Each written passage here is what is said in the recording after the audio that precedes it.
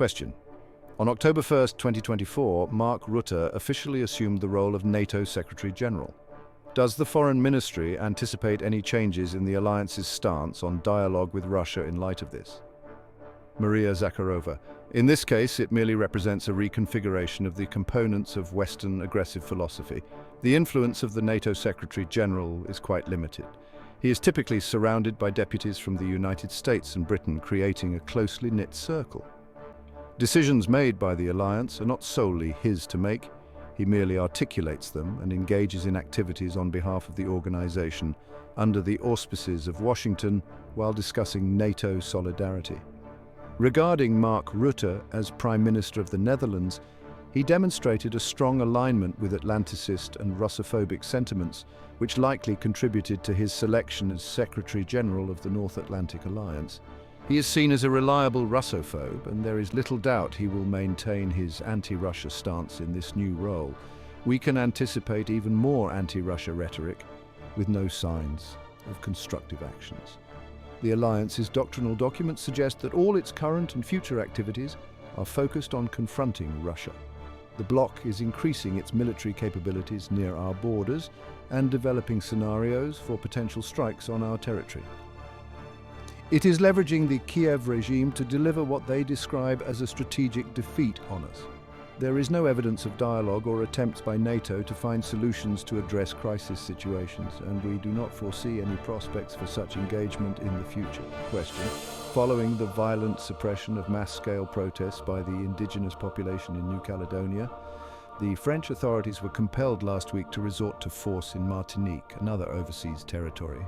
How do you view these developments? Maria Zakharova. We are monitoring with concern the situation in Martinique, where what began as peaceful demonstrations unfortunately escalated into widespread riots due to the authorities' indifference and reluctance to engage in a mutually respectful dialogue. The grievances of the Martinique population against the colonial power are certainly justified. According to the National Institute of Statistics and Economic Research of France, residents of the island pay 40% more for food than those on the mainland France, and nearly 1/3 of the population lives below the poverty line. However, instead of initiating a constructive dialogue with the protesters and addressing the socio-economic challenges facing the island, the central authorities resorted to familiar tactics of force, escalating tensions further. A curfew was imposed in Martinique and additional law enforcement units were deployed. Dozens of individuals were detained and there were reports of injuries among both demonstrators and law enforcement personnel. It's important to highlight that this isn't the first instance in recent times where Paris has shown a lack of willingness to engage in respectful dialogue with the indigenous populations of its overseas territories, opting instead for force.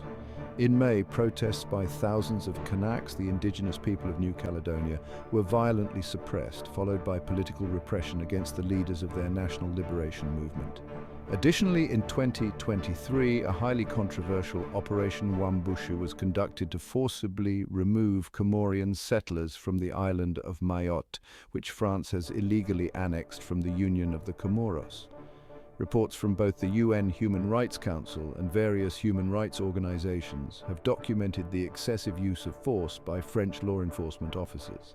The deterioration of socio-economic conditions and the rise of acute political crises in the French overseas territories are direct results of the unfinished decolonization process. The situation has reached a critical point, and it's clear that Paris aspires to be an empire. However, this is a misrepresentation. It has not truly been an empire for a long time, especially regarding the responsibilities it should uphold towards those it integrates or brings into its sphere of influence. Nevertheless, Paris seeks to act like an empire, behaving in this manner and expecting to reap the benefits reminiscent of its historical past. This behavior must come to an end. The time for change has come. The landscape of public dissatisfaction with the colonial powers' policies continues to widen. It is crucial for Paris to move away from its traditional colonial tactics of suppressing the interests of the indigenous population and to stop viewing these territories merely as sources of raw materials or as platforms for consolidating its influence in distant regions. It's time for Paris to engage in self-reflection.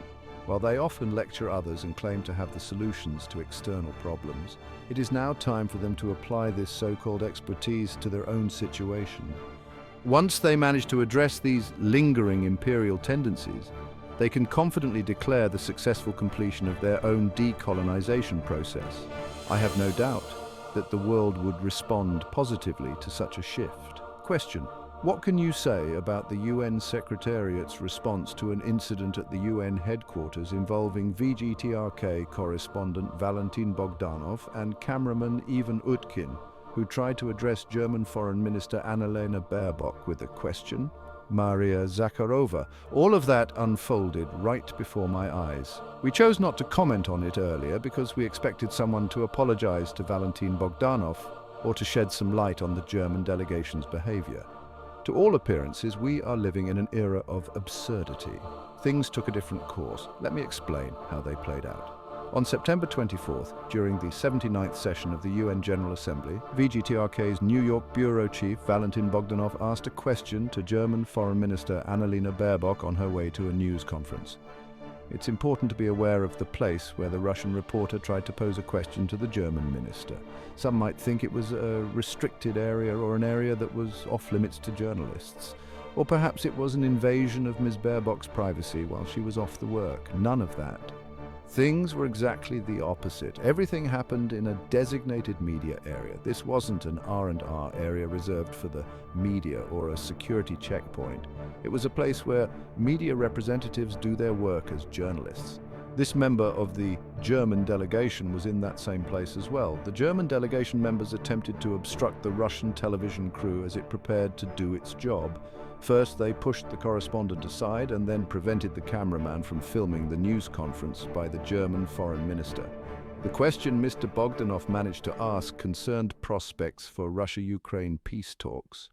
Sure enough, it went unanswered because in recent years, official Berlin has clearly shown what it really thinks about freedom of speech and respect for journalism as a profession. They do not respect journalists or journalism, nor do they uphold freedom of speech. They trample on it instead. The German delegation should have been held accountable for what happened. Instead, the blame was laid on the Russian journalists who were doing their job in a designated media area in accordance with their official accreditation. In addition to the above, the UN headquarters established practices were followed as well. You could, I hope you will, run a story showing footage of official delegations, permanent representatives and heads of delegations, including foreign ministers and heads of state, walking through these very corridors at the UN headquarters every day for decades on end, with journalists running up to them, pulling out their voice recorders and microphones and trying to ask questions. Many of them get answers. This is the place where comments, pull-aside interviews and on-the-go answers get recorded. Some reporters get rejected, but in a civil manner. It never crossed anyone's mind to complain about reporters doing their job. That idea came to the head, if I may put it that way, of Ms. Baerbock. Correspondent Bogdanov and his crew were punished by none other than the UN Secretariat, which declared protection of journalists' rights to work freely, not only at UN headquarters, but anywhere around the world, and their access to information as its mission. If the Secretariat were to punish every journalist who asked questions to leaders at the headquarters, there wouldn't be a single reporter left in the UN building because all they do is chase after diplomats and ask questions. Sometimes diplomats stop and answer their questions, other times they answer on the go, and still other times they don't say anything at all. I've witnessed many times how UN security or the teams providing protection to delegations have kept journalists at bay. But I've never heard of journalists being punished for trying to ask a question. What we are seeing in this particular case is an openly selective approach which can only be accounted for by the UN trying to accommodate the German delegation and Ms. Baerbock's push to limit freedom of speech. It's impossible not to draw a parallel with an incident that took place in 2018 on the sidelines of the 40th session of the UNGA Committee on Information, when the Ukrainian delegation made threats following remarks by a Russian representative, Foreign Ministry's Deputy Director of the Information and Press Department. Camouflage-clad individuals who attended that meeting roamed the UN corridors, bellowing out threats to life, health and safety of the Russian diplomat. Do you remember how it ended? The Committee on Information's senior officials confirmed that the event, which gathered Ukrainian representatives, had nothing to do with the session's agenda. However, despite our protests, It was about threats to life, uttered by several people who were literally trying to form a circle around the Russian diplomat. The UN Secretariat took no immediate action. An official petition was submitted. It took the UN several months to respond. They turned down our request to provide CCTV footage and did not let us know about any specific steps taken with regard to the Ukrainian delegation, which brought the rule breakers to the headquarters. The only positive outcome was recognition of the fact that such incidents should not happen again.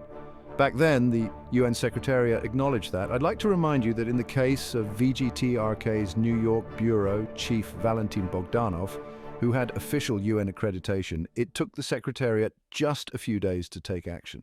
Without even looking into what actually happened, I assume they didn't even see the CCTV footage, the Russian correspondent and cameraman had their accreditation status downgraded. On what grounds? This is something not only Bogdanov, but Russia's foreign ministry as well would like to know. Russia's permanent mission to the UN has sent a note to the UN Secretary General asking for clarifications with regard to this incident and an assessment of the German delegation's conduct. We will seek justice, reinstatement of our journalists' accreditation status, and appropriate measures to address Annalena Baerbock and her team's rude behavior. Along with its Western colleagues, the German delegation, which touts openness and freedom of the media at all UN and other platforms, has once again shown its true misshapen face and its distorted attitude towards the values it extols. Question: Israel is preparing for a military incursion into Lebanon from its southern border, similar to how Ukraine planned the invasion of the Kursk region, with the United States involved in the planning, support and command. How will Russia respond to what's happening in the Middle East? Maria Zakharova. We've already responded today and earlier. There is a statement on the official website of the Foreign Ministry outlining our position on Israel's ground invasion of friendly Lebanon. It also includes our response to the assassination of Hezbollah leader Hassan Nasrallah by Israel. I should add that we view political assassinations as an absolutely unacceptable practice.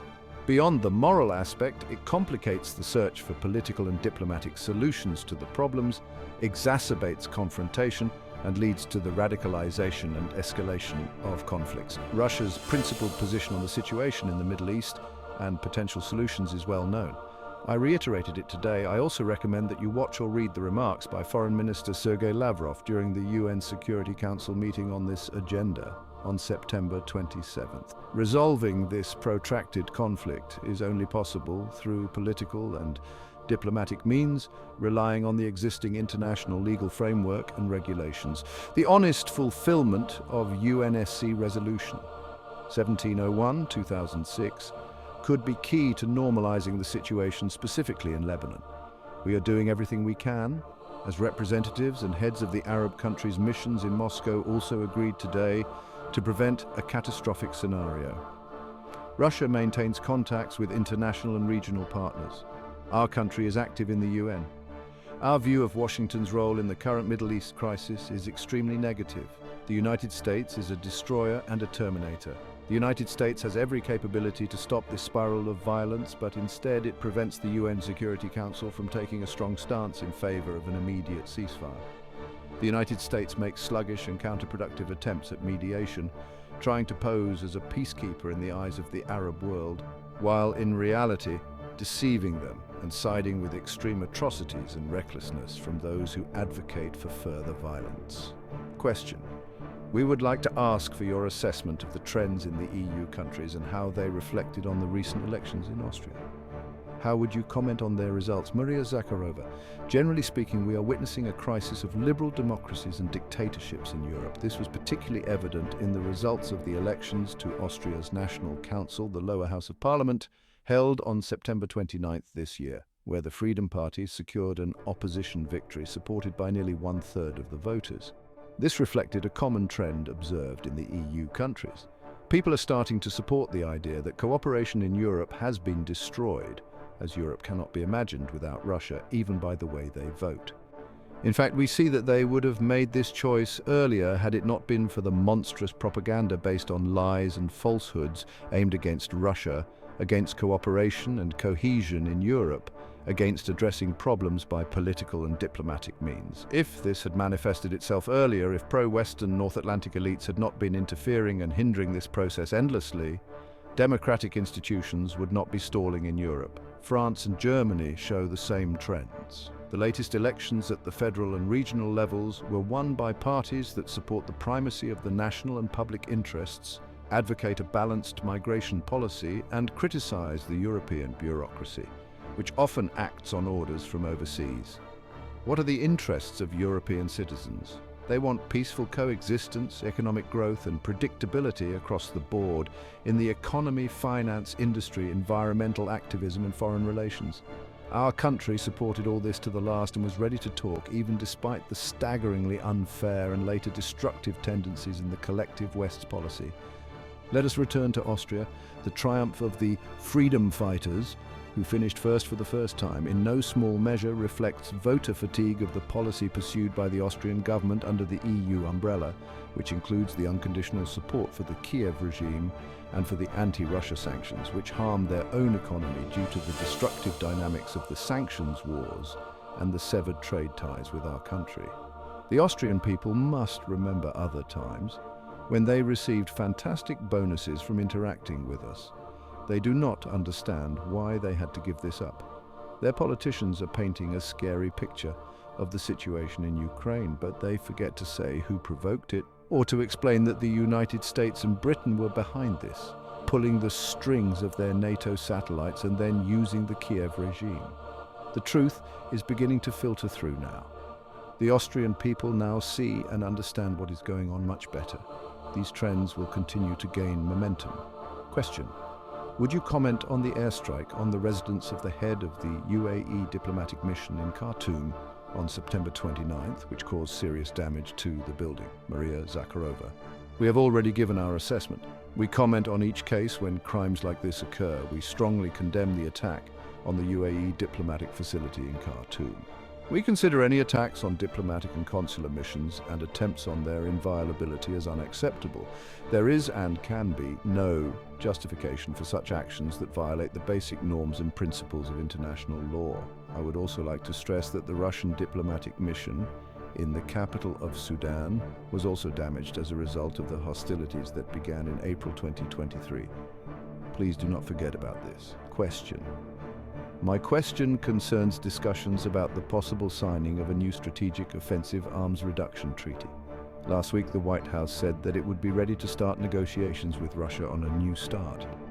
Commenting on this statement, Press Secretary of our President Dmitry Peskov said that discussion of the new treaty is impossible without Maria Zakharova. I like it that Reuters considers Vladimir Putin their president. I think it is worth living and working for. If you are fired for this, I promise to help in your future career. I would like to send my best regards to the Foreign Office. Question. Back to the question. Press Secretary of the President of Russia, Dmitry Peskov, said that the treaty was necessary and negotiations should resume as soon as possible. However, they are impossible without considering the nuclear potential of European countries. In this context, such negotiations seem unfeasible. Could you elaborate on whether there are any additional stumbling blocks to the negotiations on a new start? Have the West made any attempts to discuss this topic with Sergei Lavrov during the UN General Assembly? Maria Zakharova, let's get to the point. Washington is not ready for a comprehensive dialogue on all significant factors of strategic stability. This is what the Russian side has consistently insisted on. An important element is the current security environment. The Russian side has also repeatedly spoken about this and explained its position. Russian officials have elaborated on this point, while generally advocating for a political and diplomatic settlement of the accumulated problems. We are opposed to separating negotiations from the military political realities. Considering the desire of the United States and NATO to inflict a strategic defeat on Russia and radically undermine our security, there is simply no foundation for an equitable dialogue. Until Washington revises its extremely hostile anti-Russia course, a conversation on strategic issues, including control over nuclear weapons, is meaningless for Russia, and moreover it is counterproductive. We see no point in engaging in a strategic dialogue with Washington without a comprehensive effort to reduce the overall level of conflict in relations, with respect for Russia's fundamental interests, and an emphasis on eliminating the fundamental security contradictions created by the US and NATO. These include, first of all, the problem of the harmful expansion of the North Atlantic bloc into the post-Soviet space, which has triggered numerous problems. One of the most striking examples being the Ukrainian crisis, which poses threats not only to regional but also to global security. As for the UN, there were no meetings or talks about this. Question. The other day, the Friends of Peace group held its first ministerial-level meeting on the sidelines of the UN General Assembly to discuss ways of resolving the Ukraine crisis. Representatives from 17 countries of the Global South attended the event. After the meeting, Foreign Minister of the People's Republic of China, Wang Yi, said that those who joined the Friends of Peace group were, first, peace-loving countries, and second, that this platform served as an open-ended, flexible mechanism for engaging in inclusive dialogue with all the stakeholders in the spirit of openness. What do you think about the creation of this group and the peace efforts by the countries of the Global South? Maria Zakharova, Foreign Minister Sergei Lavrov, spoke at length on this topic during his press conference in New York. There have been many initiatives, and this is the way one of them materialized. We respect the commitment to this cause by these countries, our partners, friends and allies, and their willingness to discuss ways of achieving a political and diplomatic settlement. We also appreciate their overall commitment to the peace cause. This mechanism must take shape in order to serve as a conduit for the initiative presented by President of the People's Republic of China Xi Jinping in 2023. It consisted of analyzing and eliminating the root causes of the crisis. This new format must reflect this concept. Question. Alternative for Germany and a radical right party in Austria have come under attacks, inspections, and have been facing lawsuits. Similar things are happening with Marine Le Pen's party. This proves yet again that they are being persecuted. But why? What do they want to achieve by acting this way? Can this be viewed as an effort to remove Marine Le Pen from the political arena? Maria Zakharova. We have a rule against making comments regarding the domestic politics in other sovereign countries, except for when it relates to the Russian Federation in one way or another. The ruling elites sometimes describe Russia as affecting their domestic politics, or civil society organizations and political movements in these countries reach out to Russia or mention our country. This is the only reason for me to discuss the topic you raised in your question. We usually refrain from doing this unless we are directly involved. However, we have every right to do so, considering that the West has made Russia part of its domestic politics. It is all quite clear, and this is what I was talking about when I answered your colleague about the election results in Austria. This is a situation when people in Western countries cannot fully enjoy the freedom to express their will. There are several reasons for that. First, the democratic institutions have failed in their mission, just as you have said. Various methods are used to get rid of political rivals. This can be an assassination attempt without a proper investigation, or releasing compromising materials which later prove to be fake. Sometimes this can include a harassment campaign designed to undermine the reputation and sap the morale. And the only reason for doing all this is to prevent these parties and civil society movements from representing and championing the true aspirations of their fellow citizens. We are talking about a diverse mix of interests and aspirations here. You have mentioned several parties with different agendas. In their countries, people use all kinds of varying designations for them. You mentioned the radical right, but not everyone uses this designation. This is not where the problem lies. In fact, democracy is about enabling people to express their points of view and empower political leaders they support during elections to resolve the urgent matters they face in their lives. But this instrument has become ineffective. Second, there is this outrageous propaganda effort which has literally blocked all the cameras and television screens. It affects the way all media outlets receive and impart information, from the mainstream to the new media, and prevents them from treating news in an impartial and unbiased manner. The Western democratic model has failed in this regard too by evolving into a dictatorship of liberal democracy. Democracy has come to reject its own ideals. It now seeks to prevent people from expressing their will in a democratic way. This is the reason behind steps to pressure civil society and political movements, as you have just described in your question. A question on the report regarding the glorification of Nazism. Has there been any reaction from the international community? What steps does Russia intend to take in light of this? Maria Zakharova. On September 11th, the Foreign Ministry published a report on this issue. The report is 1,800 pages long. Over 40 countries and territories where all the negative phenomena mentioned in the title of the report, such as the glorification of Nazism, the spread of neo-Nazism, and all practices that contribute to the escalation of contemporary forms of racism, racial discrimination, xenophobia, intolerance, etc., are occurring in one form or another, have become subjects of this voluminous document. As before, the report was submitted to the UN, OSCE, and the European Union, and disseminated as a document of the 78th session of the UN General Assembly. You can read it. I think you may have already done so. We're grateful to the media for their coverage of this issue. We understand that the West will not provide a substantive response. It will only appear when asked specific questions by journalists. You can see what they do to members of the media. They cancel them, send them away, arrest them, impose their cancel culture on them, or simply persecute them in every way. That is why the media will not comment proactively, to avoid attracting attention. There is almost no one left to ask questions anymore. They are afraid to ask anything even about domestic issues. Meanwhile, you can gauge their reaction on these issues, and thus also on our report, by observing how, for example, the delegations of those countries vote on the resolution on combating glorification of Nazism, neo-Nazism, and other practices that contribute to fueling contemporary forms of racism, racial discrimination, xenophobia, and related intolerance. Let me remind you that Russia, together with a wide range of co-authors, submits this resolution to the UN General Assembly for consideration each year. It is the EU countries, the United States, Canada, the United Kingdom, Ukraine, Japan, and a number of other states that vote against it, remaining in the minority despite the absurdity of their position and the fact that the global majority votes in favor of the resolution. In December 2023, 118 countries voted in favor of the resolution, 49 against and 14 abstained. Our resolution is opposed by those who incite such nationalist trends in their own countries.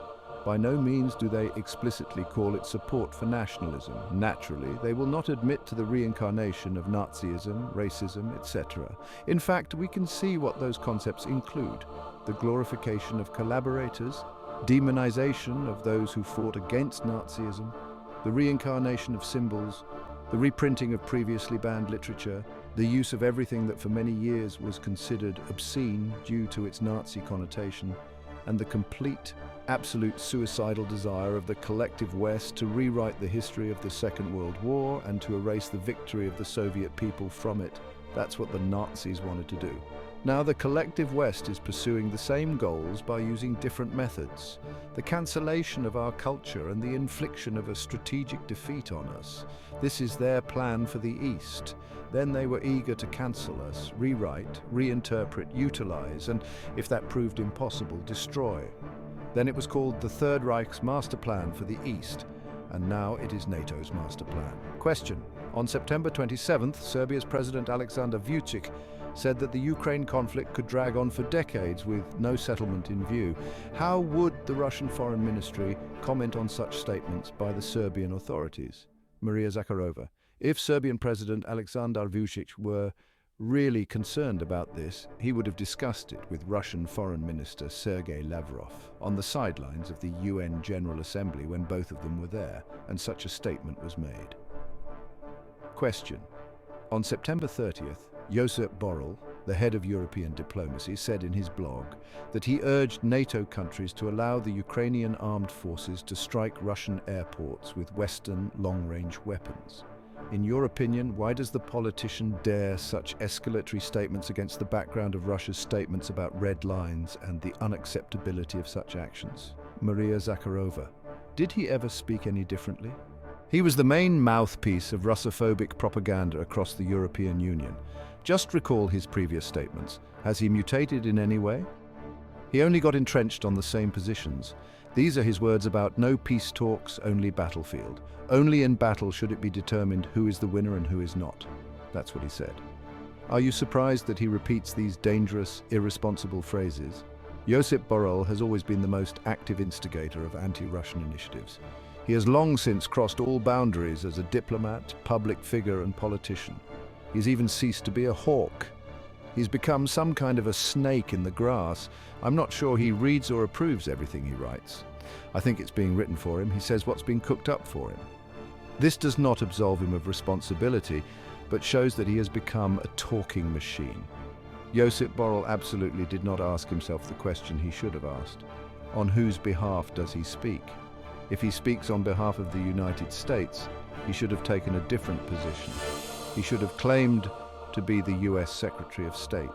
If on behalf of the countries of the European Union, it would be good to look at opinion polls. They are now being made evident as voting results in Western European countries.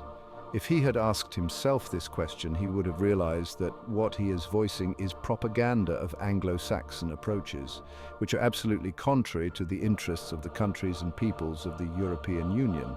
It is an ignominious end to his career. During his last years, he has undone everything he did before.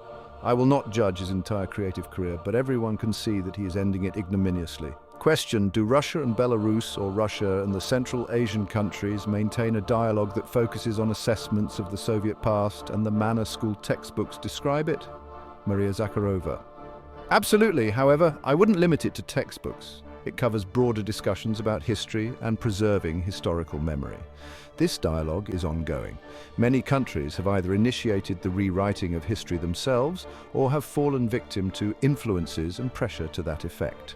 Unlike these countries, Belarus has invariably approached our shared history and cultural and spiritual traditions with due care.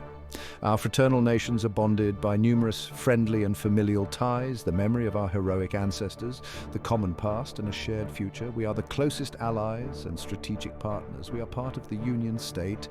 We are expanding our trade, economic and humanitarian ties. At the behest of the presidents of Russia and Belarus in recent years, historians from our respective countries have closely cooperated on matters of preserving shared historical memory, opposing the falsification of history and the genocide of the Soviet people during the 1941 to 1945 Great Patriotic War.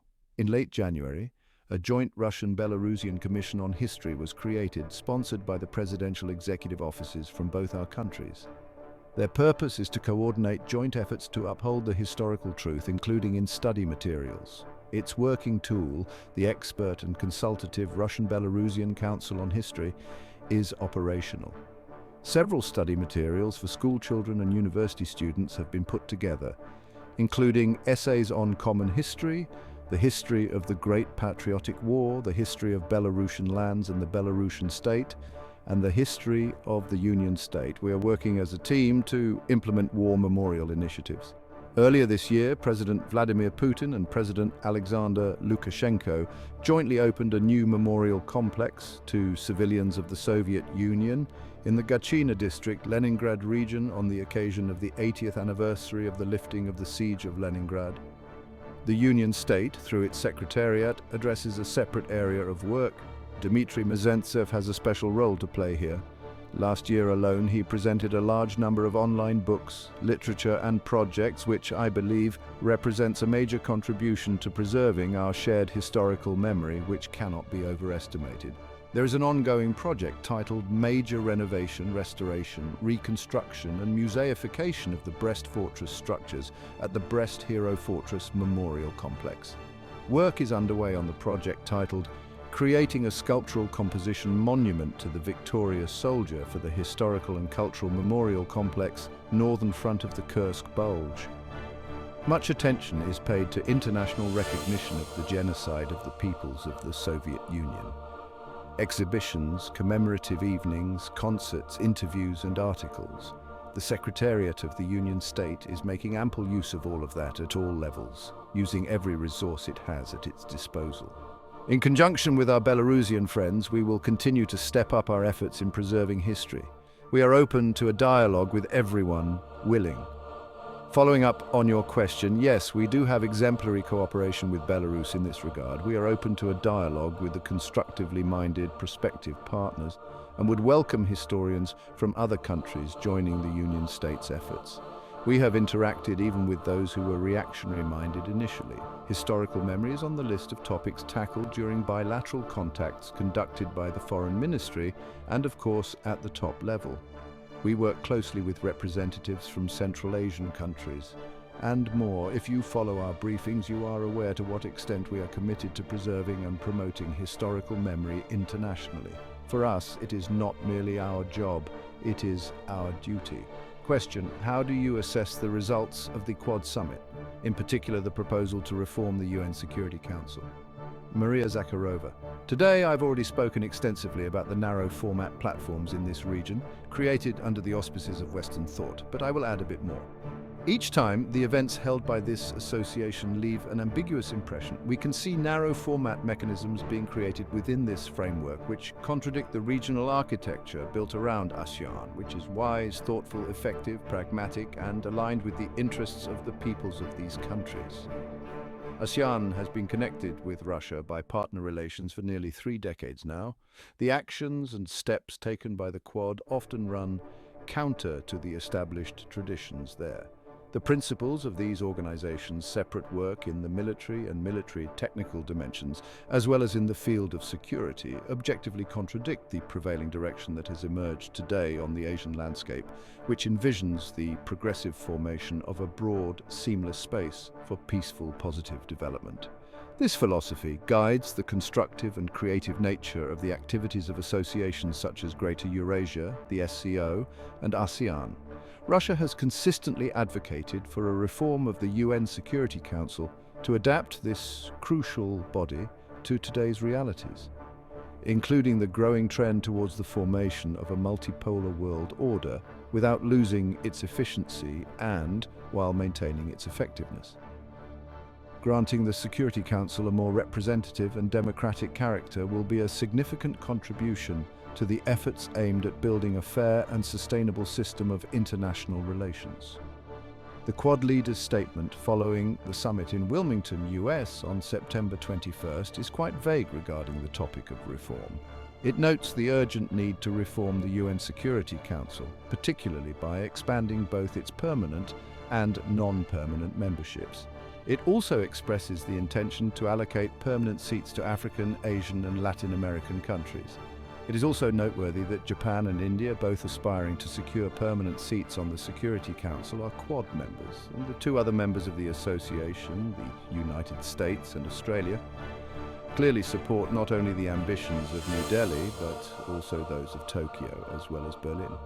Thus, the Quad, with the exception of India, advocates for increasing the representation in the Council of not only the countries of the global majority, but also of Western states. One might argue that Japan appears to be a non-Western state, but it is completely subordinated to Western will. American military bases and an American political structure are established in this country.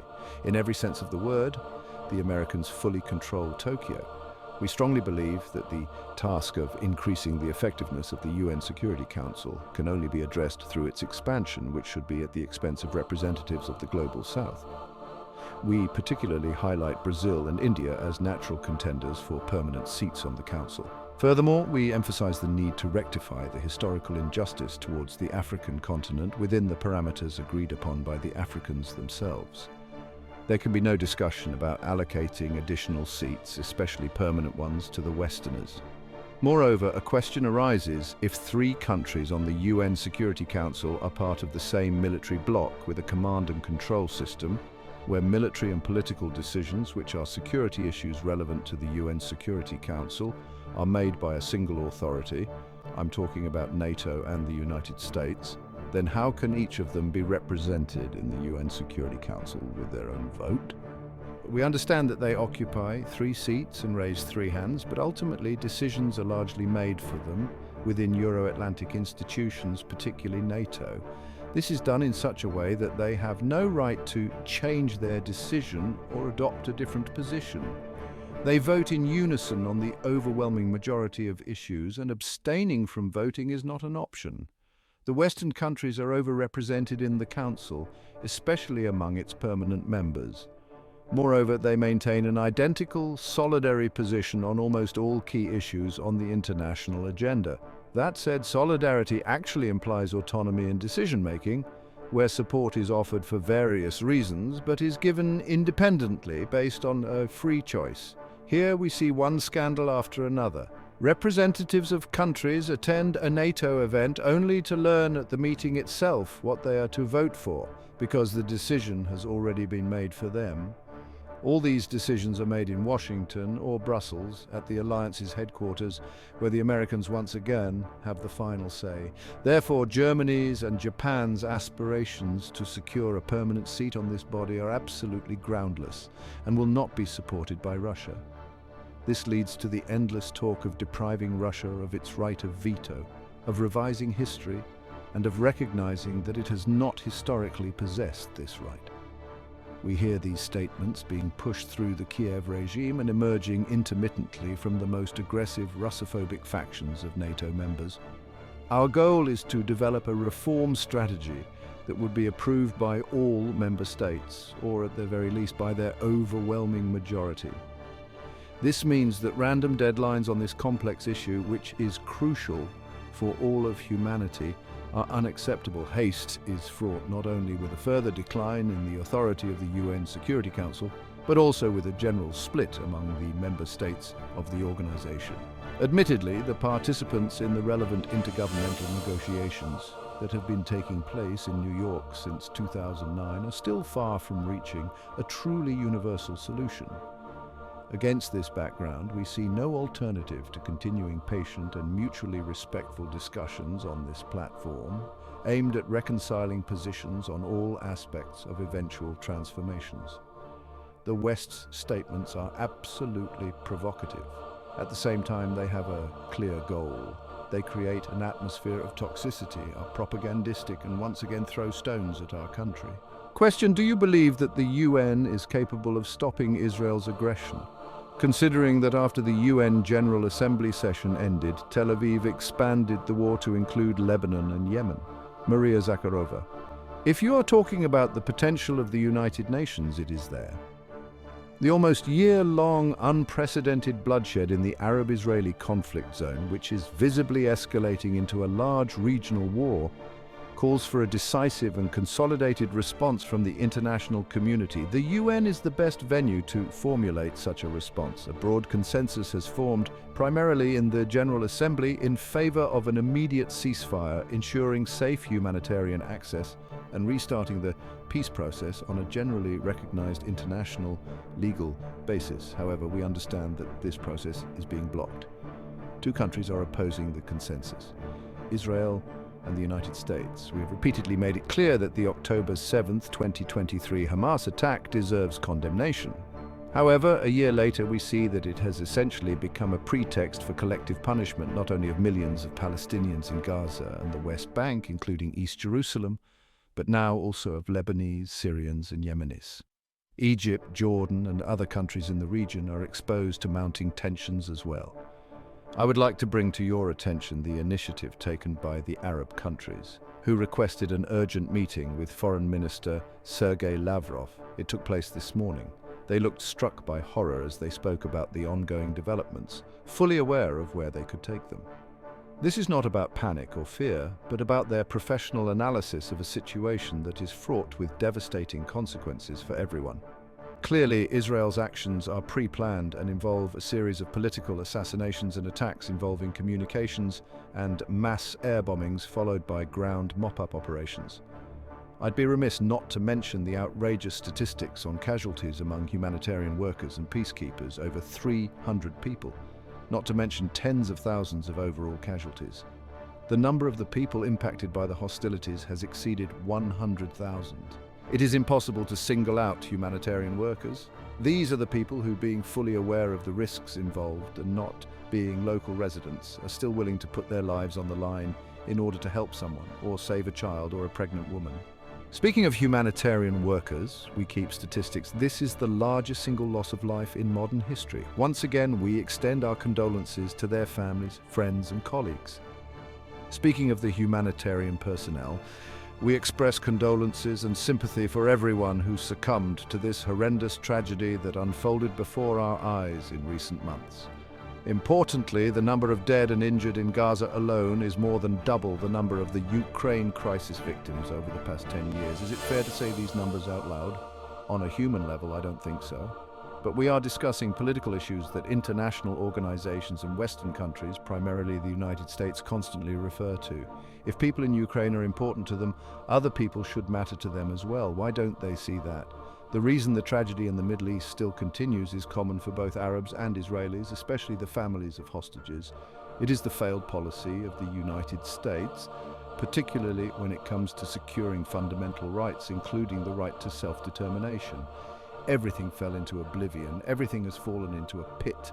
Human rights, humanitarian norms, the respect for sovereignty and international law. For the United States, humanitarian principles seem to have been switched off in the Middle East. It is no secret that Washington, by using its veto power, blocks the work of the UN Security Council, supplies Israel with weapons, ammunition, and intelligence, being fully aware of the fact that this will not help settle the matter. I've heard various specialists, public figures, and experts mention the number of potential casualties, if not for, I'm not sure anyone can tally them in this case. We are dealing with a number of victims that is already unprecedented in modern history. This loss of life did not result from a natural disaster where the earth opens up and swallows a city, leaving nothing but ruins. As was the case of the devastating earthquakes in Turkey, we are dealing with a man-made criminal escalation of the crisis. For its part, Russia has been making and will continue to make every effort, primarily at the UN Security Council and General Assembly, to prevent the conflict from getting wider and to create proper conditions for achieving lasting peace and security in the Middle East, following the creation of an independent Palestinian state based on a two-state solution which would coexist in peace and security with Israel. Question: what is your assessment of the statement by former NATO Secretary General Jens Stoltenberg, who said that the alliance did not have to take any actions in response to the possible changes in Russia's nuclear doctrine? Maria Zakharova, what can I say? Is there any imperative for the West to take any extraordinary steps? I think that the actions it must take are quite ordinary. This includes rejecting aggression and doing away with the idea of inflicting a strategic defeat on Russia, while recalling the humanistic messages it has been promoting for many years, restoring the rule of law and ceasing to support terrorism. This is what the West must do. But do these steps have to be taken as a response to changes in the doctrine or not? This is what the Western countries must do if they want to remain among civilized nations. Otherwise, they will definitively become sponsors of terrorism. But before they do this, and since intentions and ideas define their actions, they must first realize where all their aggressive and destructive steps could lead them, and that their consequences could be disastrous for them too. Many people have been wondering why we keep saying that this could have catastrophic consequences for them, while what matters for us is the way these measures affect us. I have no illusions regarding the fact that the West only cares about itself and would not give a dime for anyone else. Therefore, the only way for them to understand what is going on is to give them a sense of discomfort and vulnerability. This is the only way for them to understand what is going on. It has been a long time since they gave up on the principles of equality, indivisible security, and equal rights. They have long come to view all this as empty talk, at best, if not as callous sentimentality. They deride these principles, saying that it's the early bird that gets the worm. Taking all you can get is what matters the most for them, while the rest does not matter. They have taken this pirate logic on board as their guiding principle. There is a quote from a good Russian film saying that you will live a beautiful life, but it won't last long. This is the kind of mindset they have adopted. It is for this reason that we focus on things that they can understand by telling them that they would not be immune and that by harming others, including through their sanctions policies, they are also destroying their own economies. They have been sticking to this mindset for centuries without giving any thought to whether others suffered from their actions, like, for example, those who were taken from Africa and sold as slaves in America. They never cared about the people when exploiting the local population in their colonies, dividing families, or when they carried out nuclear strikes against Hiroshima and Nagasaki, or how the people of Vietnam suffered from napalm contamination. They never thought about it, that is, until they felt the pinch from their own destructive actions. This is when they would recall the rule of law, rights and humane values. Question: has Iran warned Russia about its operation? Do you have any estimates regarding the number of missiles that were fired and the targets they reached? Maria Zakharova, I've already shared the available information with you. We will make sure to keep you updated if we get more information on this matter. Question. Last week, President of Iran Masoud Pezeshkian held a series of meetings with Western leaders and referred to Russia as an aggressor during one of them. On Monday, when Prime Minister Mikhail Mishustin arrived in Iran on a visit, Tehran talked about its intentions to strengthen its ties with Moscow while working together to resolve any controversial issues. What is the Foreign Ministry's assessment of Russia's present-day relations with Tehran? Maria Zakharova, this is a classic example of what our detractors are doing to pit Moscow and Tehran against each other, Russia against Iran, to play their games and catch fish in muddy water, as the saying goes. I suggest that we get to the bottom of this issue. This may be an intentional provocation, especially considering that these planted stories tend to originate in Western mainstream media. As for what we know, we checked this information. In his interviews with the leading US media outlets on the sidelines of the UN General Assembly High-Level Week in New York, Masoud Pezeshkian used the word aggression when answering their questions to describe Israel's actions. He said, and I quote, "We cannot stay silent while blaming others of aggression." He did not refer to Russia as an aggressor. You will not find any official statements to this effect on the website of the Iranian president either. It seems that someone had a false vision, or maybe was too eager to interpret what the Iranian president had said in this way. We carried out our own review, which showed that this could have resulted from an erroneous translation. This leads to the following question. Was this an accidental mistake on behalf of the Western media, or did they do this on purpose? I think that they did this on purpose, since this is not the first time this is happening. We can understand why they are acting this way. This amounts to an attempt to drive a wedge between Russia and Iran and to try to poison our fruitful cooperation and interaction, as well as to make the situation in the region even more complicated than it is today. We believe that these unscrupulous efforts are vain and will not have any future. Russia and Iran share friendly ties which have reached an all-time high, as confirmed during the recent working visit by Prime Minister Mikhail Mishustin to Tehran and the upcoming meeting between the presidents of Russia and Iran on the sidelines of the BRICS summit in Kazan. I would like to draw the attention of all media outlets who have been spreading messages of this kind to the fact that whenever we face any bilateral issues requiring us to take into account our respective positions, make adjustments or offer clarifications, we have effective and enduring dialogue mechanisms at the level of our embassies, foreign ministries, and heads of state. We can deal with these matters on our own. Let me reiterate that leaks, phrases, or materials of this kind do not surface accidentally, but rather as an attempt to pit our countries against each other. Question. Armenian Foreign Minister Ararat Mirzoyan boycotted an informal meeting of CSTO foreign ministers. On the other hand, Yerevan hosted a meeting of the Eurasian Intergovernmental Council on Tuesday, which Prime Minister Mikhail Mishustin attended. Could you explain why Yerevan differentiates between the CSTO and the EAEU, although Armenia and Russia are members of both organizations? Maria Zakharova, I believe that this is a question for our Armenian colleagues. We welcome Armenia's active engagement in the EAEU, several bodies of which Yerevan is chairing this year. We regret that Armenia has suspended its participation in the CSTO. Any state is free to decide what is important to it and what it needs. We believe that the CSTO is good for Armenia in terms of security, just like the EAEU is good for it economically. We see no obstacles to our interaction with it within these two structures. As I have said, it's a matter of national policy for Armenia as a sovereign state. Question. The Japanese government claims that a Russian Il-38 military aircraft violated the Japanese airspace 3 times between 1 p.m. and 3 p.m. on September 23, 2024. It is surprising that Russia has not reacted to these claims. Neither the Defense Ministry nor the Foreign Ministry or Dmitry Peskov have made any statements regarding this. What can you say on this score? Did a Russian aircraft violate Japan's airspace or not? Maria Zakharova, why are you surprised that we have not reacted when you have not asked us about it? We would have answered your question if you asked it. Japan used diplomatic channels to express a protest. We dismissed it because we had no information confirming its validity. At the same time, We pointed out that Tokyo's efforts to politicize such issues are counterproductive, as they should be addressed through the agencies concerned.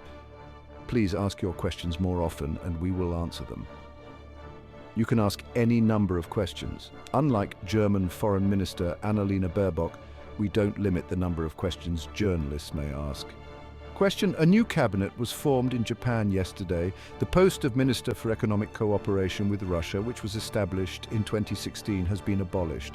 How will Russia interact with the new Japanese government? Maria Zakharova. That decision has shown that Japan has no desire to develop economic ties with Russia. We are aware of that and we know why that decision was taken. The anti-Russia sanctions Japan adopted under US pressure have primarily affected the Japanese economy. The brightest example is its automotive industry. I believe that this decision is a visible proof of the fact that it was not us who has blocked Russian-Japanese economic ties. Does this meet Japan's national interests? You tell me. You represent Japan. You live there. So this is for you to judge. We see this as a logical link in the chain of actions the Japanese government started taking several years ago under US pressure. As for what we will do and how we will react, we will diversify our economic ties. When one door closes, another door opens. If our economic relations with Japan are suspended by Tokyo, we will look for other partners, including in that region.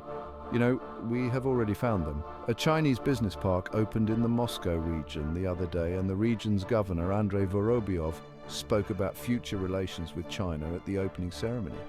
The upward leap in our economic relations with China was largely precipitated by the fact that Japan has left many sectors of the Russian market, leaving vacant niches which its competitors have promptly taken. We had no objection to that, considering mutual respect in our relations with these rivals of Japan who don't sever ties but are willing to develop them on the basis of mutual advantage. Question: Western organizations are active in the region. For example, the United States Agency for International Development, USAID, is planning to monitor compliance with cybersecurity, energy and border security measures in Armenia more closely. In total, $20 million will be allocated for implementing these initiatives. Earlier, the media reported that the organization would increase its budget in Armenia from $120 million to $250 million. Additionally, the Western press has voiced multiple provocative statements ahead of the anniversary of reinstating Azerbaijan's sovereignty. What is the possible outcome of all this? What results can these aggressive actions produce, and how can this be avoided? Maria Zakharova. The destabilizing nature of Western countries' activities in Armenia and the entire South Caucasus confirms this. Speaking of conclusions, you have mentioned these telltale statistics that speak for themselves. We have repeatedly provided detailed comments on this issue. It is impossible to overlook these facts, trends, and the experience of neighboring countries and other nations where similar experiments have already been conducted. Question: is it possible to avoid this in the South Caucasus? Maria Zakharova. Those conducting a nationally oriented policy, those who know history and proceed from national interests, who are not time servers and spin doctors, but who are state officials thinking about their country and nation, can accomplish this. However, if one toys with Western promises, the West and the United States said that Washington guarantees de-escalation if there is no retaliatory response to political assassinations perpetrated by Israel. I believe everyone has observed the developments and the so-called de-escalation unfolding in the Middle East tonight. Everyone understands that when they promise a lot, you must see who is making these promises. Question: Assistant to the President of Azerbaijan and head of the Foreign Policy Department of the Presidential Office, Hikmet Hajiev told La Repubblica that the best solution for Armenia would be neutrality, not membership in military alliances that threaten Azerbaijan's security.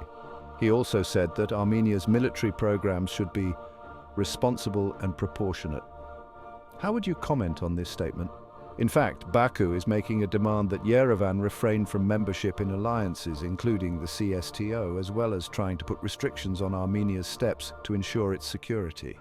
Maria Zakharova. I really do hope that someday, actually the sooner the better, there will come a time when the relationship between Azerbaijan and Armenia will be free from a third wheel. I have not seen a single quote where an Azerbaijani official would assert that the CSTO was threatening Armenia's security. Maybe I'm missing something. I will certainly take note of them if you find one. As for neutral alliances, the CSTO is not a military bloc. The CSTO is an organization of countries that are concerned about their security. Its statutory documents include no mention of this organization being targeted against anyone, and nothing in the history of its activities would evidence or confirm this assumption. There is a very specific list of challenges, problems, goals and objectives that the CSTO is designed to address.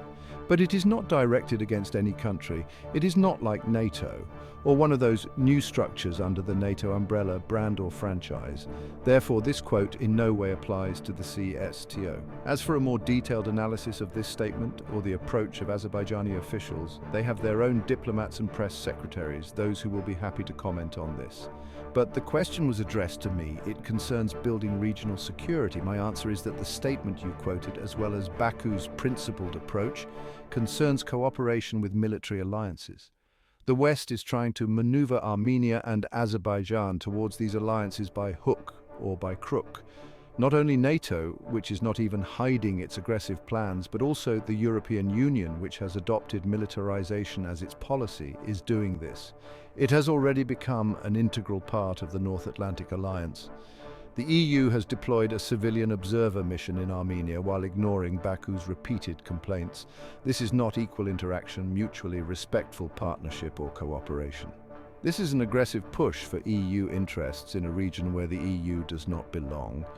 Under the guise of good intentions, European representatives are gathering intelligence against Azerbaijan, Iran, Turkey, and Russia.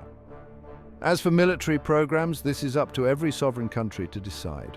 However, it is important that they do not undermine the regional balance of power and are not directed against other states. Otherwise, every country that has an army, armed forces, and military doctrines implements military programs. Question: these quotes come from an Azerbaijani website, which, as far as I know, is state-controlled. Therefore, I am sure of their authenticity, but NATO too claims in its statutory documents that it is a defensive alliance, just like the CSTO. Maria Zakharova, this is not fair at all. I am presenting a diplomatic note. Are you being serious?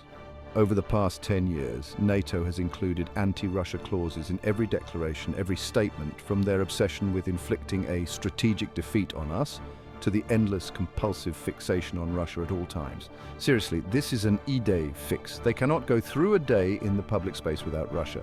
All the documents they adopt are focused on Russia. What do they plan their military budgets for? Will they fight terrorists? And the support of the Kiev regime, what's this for? I am shocked by the comparisons. Over the years of the CSTO's existence, can you give me at least one statement that could be applicable in this situation? Or anything said by the leadership of the CSTO countries? Nothing they say could be even hypothetically compared with NATO's aggressive rhetoric. You'll never find anything like this in their remarks or in the CSTO statements. Question: I'm not talking about aggressive rhetoric. I am in favor of the CSTO being a real military-political alliance. Maria Zakharova. The CSTO has a different goal.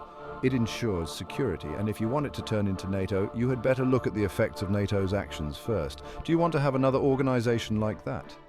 Look at what it's doing.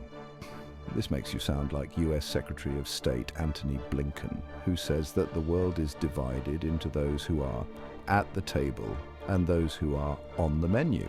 Does this sound inspiring to you? Before you know it, you will be moved from your seat at the table to the plate. Question: on September 30th, 2024, President of Azerbaijan Ilham Aliyev said once again that he didn't doubt that the people of Azerbaijan would be able to return to the so-called region of Western Azerbaijan. What would be your comment regarding the persisting territorial claims against the Republic of Armenia, which could cause a new round of conflict escalation in the region? Maria Zakharova, I do not know this topic well enough to give you an accurate account or unpack these terms for you. Maybe you can help me out here, would you? Question: this refers to the Republic of Armenia's territory, while Ilham Aliyev refers to this region as Azerbaijan's historical territory. Maria Zakharova, how do you call this region? Question: I believe that historical Armenian land makes up half of Azerbaijan's territory. Maria Zakharova. We regularly call on officials in Baku and Yerevan, as well as, to follow up on what you have just said, those who do not hold any official positions, to refrain from using any rhetoric that can be interpreted by the other party as a failure to respect each other's territorial integrity or viewed as a threat of using force to settle issues and disagreements.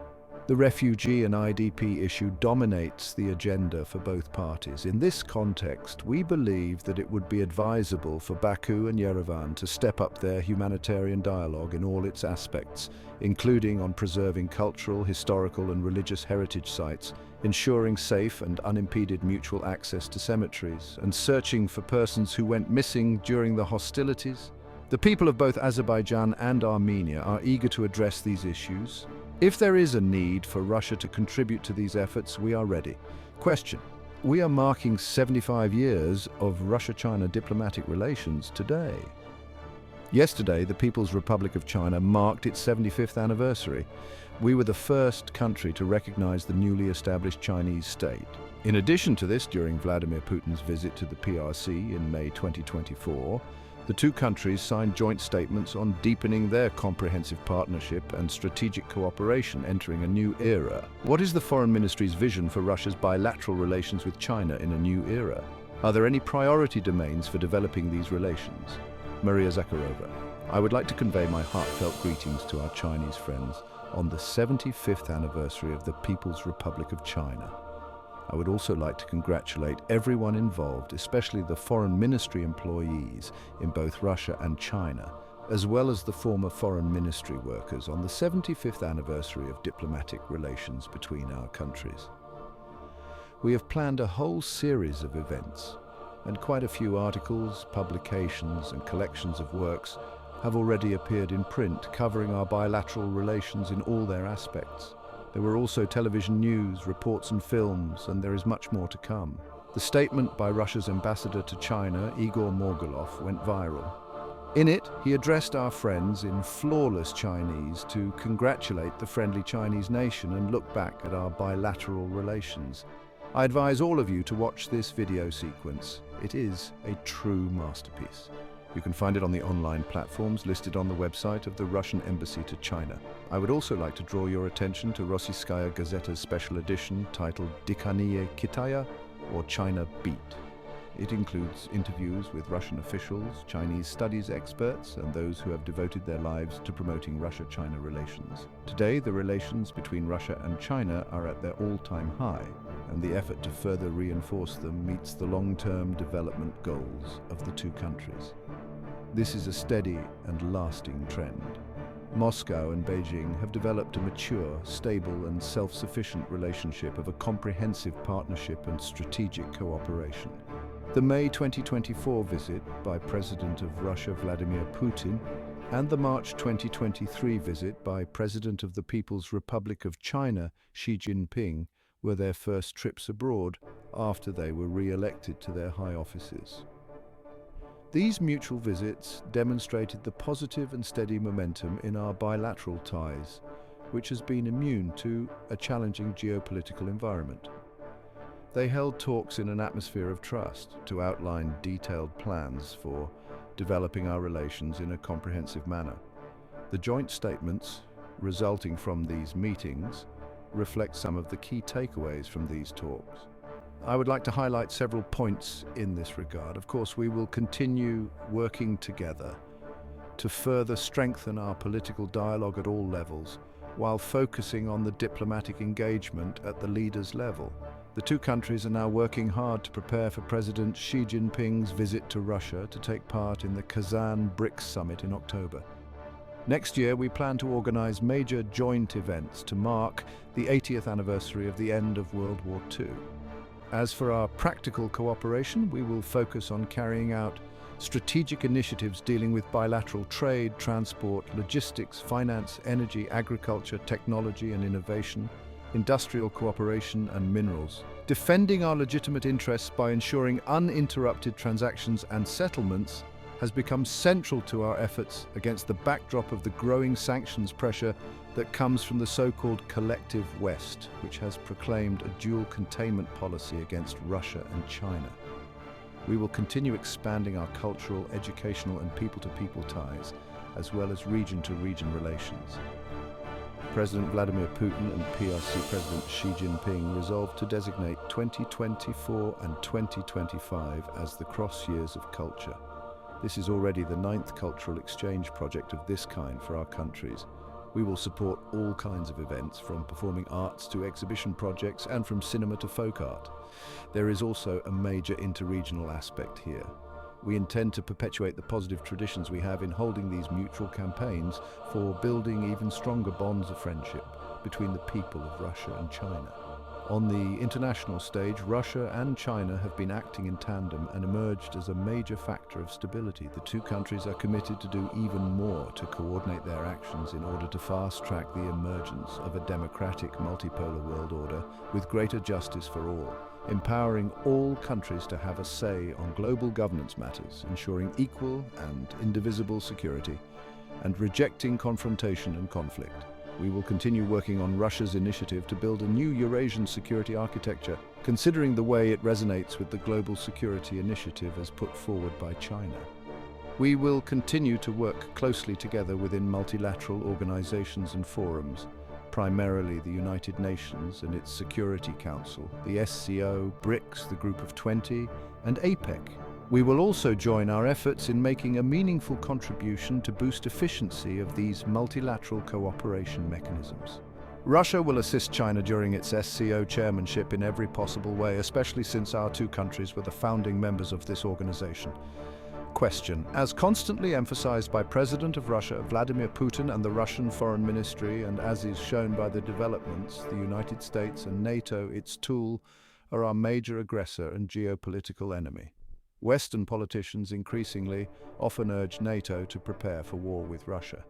NATO's military contingent is being concentrated in the vicinity of our borders. On September 13th, US President Joe Biden and British Prime Minister Keir Starmer met to decide on delivering long-range missile strikes at Russia. What substantial political and diplomatic tools does the Russian Foreign Ministry have to influence the US aggressor and enemy, as well as its satellites, in order to prevent a war and coerce the US into holding peace talks on Ukraine and returning to equal and indivisible security? Maria Zakharova: if we tell everyone about these tools, they may lose much of their effectiveness.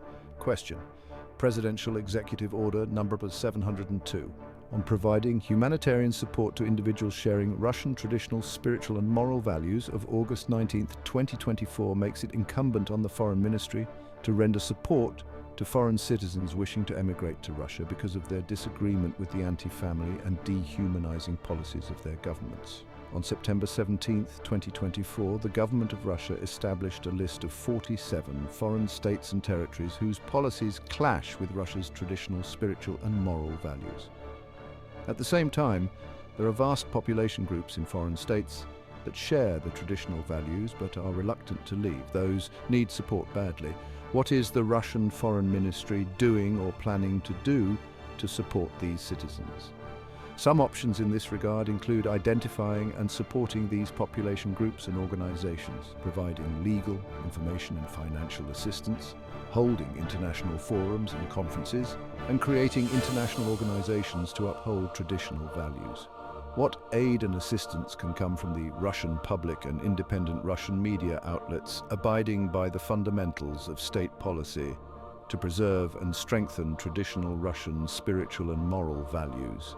Maria Zakharova: we note that there are many people in Western countries who, rather than just abide by traditional values, are attempting to preserve them despite pressure coming from liberal dictatorships. They are faced with the direct challenge, to be or not to be. There are opinion polls showing that the proportion of these people in the West is on the upturn. We see manifestations of this in their domestic life, including in the United States. As soon as this debate reached the Congress, they started asking actual questions, despite their pretended tolerance and political correctness. Over the past 4 years, the United States, for one, witnessed a 5.7% decline in popular support for LGBT-friendly laws and approval of same-sex marriages.